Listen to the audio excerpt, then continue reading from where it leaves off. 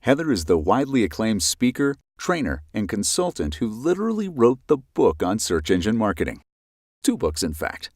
The Findability Formula, the easy non-technical approach to search engine marketing, and the brand new Thumbonomics, the essential business roadmap for social media and mobile marketing. Her writing and in-demand keynotes and workshops are delivered with the same witty, no-geek speak style that's managed to demystify internet marketing for countless business owners. This is Pat and Linda Pirelli. Now, I was speaking to a CEO group in Chicago. I met a gentleman, very tall CEO, and he's got a black Stetson hat on, pearl button shirt, crease blue jeans, and custom cowboy boots. This is no ordinary CEO. This gentleman is Mark Weiler. He's president of Pirelli Natural Horsemanship. Anybody know who Pirelli is? Anybody? Great. So if you haven't, anyone seen The Horse Whisperer with Robert Redford? Do you remember that movie? It's a chick flick. The guy says it's okay to admit that you saw it, maybe. So this is actually the real Horse Whisperer. He's real. And we've been working with him for 3 years. Now, the interesting thing that Mark shared with me that day is that their business had flatlined. They hit the front of the recession. Discretionary income went out the door. The problem is that they had made a career out of training people and their horses around non-abusive horse behavior. No bridles, no bits, no saddles, just you and the horse. 30,000-acre ranch, people fly their horses from all over the world to train here. And can you imagine how much that costs to fly a horse? I can't even imagine what it costs to fly a cat, let alone a horse. So these people are seriously committed. Now, when they go to Google, what do you already know about someone who types natural horsemanship into Google? What do you already know about them? What's that? They're already interested? That's right. What else? They usually have money. I love it. Yes, they usually have money. But the problem with this is 22,000 searches a month. Anyone do math here? What's that times 12? A lot? Is that what you said? Thank you. There's always a gearhead somewhere in the front row, right? 266. So this is a great number, but it's not enough to support a multi-million-dollar business. Now, what we do know about the word natural horsemanship is they invented it. It's their term. So anyone who types this term in already knows about Pirelli, right? That's not going to help them grow their business, is it? So what about Penny and her horse Flower? Penny kicks, Penny bites. Actually, it's not Penny, it's the horse, Flower. Flower bites, Flower kicks. The parents are looking at Penny like the horse has got to go. She turns to Google. People ask things of Google they wouldn't even ask their own mother, right? Addicted to painkiller, help. Wife is an adulterer, help, right? They put all kinds of things into that search box. So what we need to do is connect with Penny, and all of you have a Penny. So remember when Tony on the first day talked about you need to find a new customer? Do you remember he said that? How do you find a new customer? It's by connecting in a way that they think, not you.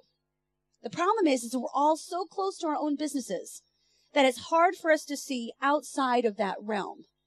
So what we have to think about is 167,000 searches. What do we got going on now times 12? What's that times 12 down here? Times 12, 167,000.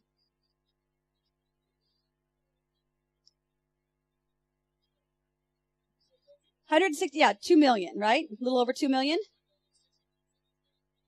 100,670,000. We have Rain Man over here. Good job. Okay, great. It's a lot, right? So will that change their business? I can't hear you guys. Yes. So if you're going to grow your business, you've got to figure out where have I saturated my market, and then how do I get above that to people who don't know us but should? And that's what Pirelli was suffering for. They had saturated their market at 22,000 searches a month, a little over 250,000 searches a year. They had completely saturated that market. There was no room to pull any money out of their wallets. And when the economy hit, they really needed to reconsider their options. So what we had to take a look at is Penny and her horse Flower. Flower kicks, Flower bites, Flower won't trail her. What's the pain? She turns to Google. She hasn't seen the Horse Whisperer. In fact, she probably doesn't even know Robert Redford. She knows maybe the wrinkled Robert Redford, right? But not the Robert Redford that I know. And so what we started looking at is at horse training, 167,000 searches a month. And Pirelli is nowhere to be found. Why not? What's going on? That's right. They had a certain wrong keyword phrase in mind. And when I said, you know what? You've already saturated natural horsemanship. So they had discretionary income. They had people that need it, they want it, they don't need it. So we had to really scratch a little deeper. So if they're not findable under horse training, it's because they're not using that phrase. Google is a non-emotional, non-intuitive robot. They also had a huge problem with another Pirelli on the market. Anyone? Tires. So what we did is we looked at their Google Analytics. 50% of their traffic was actually misspellings for the word Pirelli tire. Now, who's the rightful owner of the word Pirelli? Pirelli tires or Pirelli horses? What do you think? Well, Pat was born with that name. I think he'd probably think he was the rightful owner of that name. But the users kept spelling it wrong. It was interesting when I was doing research. Is Tim Odom here this morning? Thank you, Tim. He and I had a fantastic conversation, and we talked about the sophistication level of your audience, and they want these things. They're a very discerning audience, as is the Pirelli audience. They know what they want, know when they want it, and they know the pain around selecting the wrong services and tools. They know the pain. And for Penny, she's got some serious pain. So when we started digging in, we started looking at, okay, what's really going on? So does anyone know why? Let's go back for a minute. Let's all take a minute and go way back to the beginning when Google was first developed. It was a Stanford research project. Larry Page and Sergey Brin were challenged by their professors that morning to come up with something because they were frustrated. They could not find the content that was being published by professors and doctoral students. They couldn't get access to that material.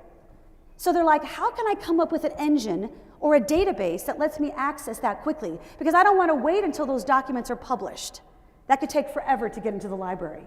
So they were challenged that day by their professors to come up with something. So they figured out that the model should be term papers. Y'all remember when you wrote your last term paper? As painful as that might be, go back there with me. I want you to start looking at your website with a fresh eye. I want you to look at it as if Google was looking at every single page of your website as a separate term paper. Now, its job is to connect each page of your website with a specific search phrase. So this is why we care. It's all about search demand. So this is a 2012 HubSpot report. So I want you to look at this. A term like shoes, obviously that's an extreme example, has high cost and high competition. So I don't know about you, but I want low cost and low competition. Wouldn't that be the dreamland we all live in? Low cost, low competition, yay. But we don't get that. And unfortunately, those phrases are incredibly expensive. It takes forever to rank under them. So then we want 2 to 3 keyword phrases like men's shoes, truck, accessories, something very generic like that. We're getting a little warmer, but it's not nearly good enough. How about Nike women's running shoe? Okay, so think about this, bright toolbox gold or truck toolbox gold. Now I've got a very specific, very warm. And what's interesting is that those 4 keyword phrases or longer have a 36% conversion rate. Anyone getting 36% conversion rate out of their shopping cart right now? Anyone? So what I want you to think about is it may be a lot of work to go through and retrofit your site. I'm not saying that this is not going to be work, but I want you to, because you attended this session, I want you to be smarter than your competition, and I want you to play harder and rougher. And I want you to look and say, you know what, I'm going to go back and look at all the pages in my website, and I'm going to make sure that I've used these longer tail keyword phrases, because 70% of all searches that happen on the internet are long tail. They're 4 keyword phrases or longer. So think about how your website is structured and how we can start connect with that. So become findable under the right keywords. So some of the keyword phrases I want you to think about is coffee, television, pets. Very, very generic. These are super cold keywords. So remember, we're moving through this cycle super fast. Some people might type in truck, some people might type in truck accessory, whatever that phrase is, but they instantly think that was dumb. Why did I do that? And they move to something very quickly in their search process. So shopping keywords like Starbucks coffee, Sony television, pet store, bright truck toolbox. You know, something that's really specific where we know the make and model that they're looking for, but we can learn so much more than just this. Then we're looking at purchasing keywords like Starbucks coffee shops in downtown Denver. What do we know about that person now? We know where they live. What else do we know? They love Starbucks. Thank you. When do they want it? Now. Now is the phrase that should get everyone excited, right? We want them to be ready now. When they hit that shopping cart, they got their credit card on the table and they're ready to buy. I don't know about you, but I don't want to waste any time on cold call keyword phrases that are informational and shopping in nature. It's a massive waste of my time. So I don't want to be focused on these. I want to be focused on phrases like this. Sony Plasma Television Repair. I know what brand they want. I know what their problem is. Their television's broken. And I know that they have a plasma, which I specialize in. How about this one? Pet store with exotic bird food Dayton, right? Anyone have a bird in here? Anyone bird people? Okay, good. They're weird. Let's just say it, all right? Bird people are different, okay? They care deeply about this really annoying creature, right? But they have a lot of invested in this, just like in your car, guys, right? They have a lot invested. Okay, I have to admit something. I've been watching the History Channel a lot, and I am absolutely addicted to Counts Customs. Anyone seen this show? Okay, I think I have a little thing for Danny. It kind of makes my husband uncomfortable, actually. I know he's in Vegas. My husband was really worried I was going to hunt him down, right? So I'm not really a car girl, but I think I might be becoming a car girl thanks to Danny. Anyway, I digress. So what I want you to do, are you guys up with working with partners just for 5 minutes to try to figure this out? So what I'm going to do is I'm going to ask you to buddy up with the person next to you. And here's what I want you to do. I want you to turn to page 4 of your handout. Page 4. What we're going to do is we're going to walk you through this cycle. Now I'm going to give you 5 minutes, so you have to work fast. So between the two of you, I want who's A and who's B. Raise your hand. Who's A in your group? A's, put them up. Type A's, put them up. Okay, everyone up? Okay, A's, stay with me. A's, what I want you to do is I want you to work with B. I want you to brainstorm these informational shopping and buying phrases. So do the dumb work, do truck, do carburetor, do the dumb work, okay? That's informational phrases. Then I want you to get to those shopping phrases, like those 2 and 3 keyword phrases that are a little warmer. Then I want you to get 2 to 3 buying keywords. I want you to guess. It's okay to guess because I'm going to show you how Google sees that. We're going to see how close the two of you are together. Okay, I'm going to give you 5 minutes. Work fast. We'll get some music on if we could.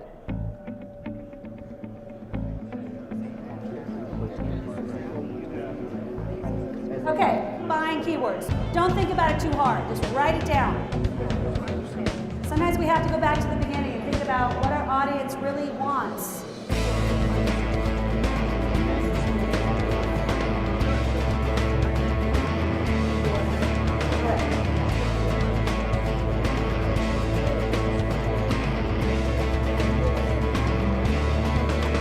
Okay, let's start wrapping up.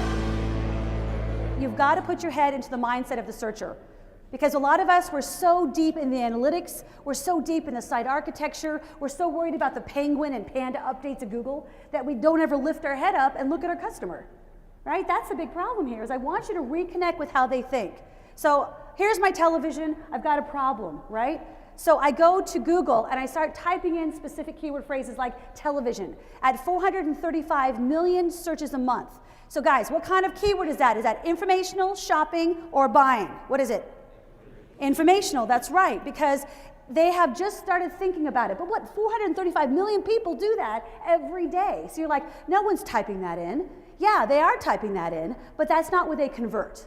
That's not where they actually put their money down on the line. So then so I want you to think about this as super expensive, and this is very, very costly. So dollars are flying out of your bank account. All right, and then our users, why would we pay for an unhappy user? That's a ridiculous effort.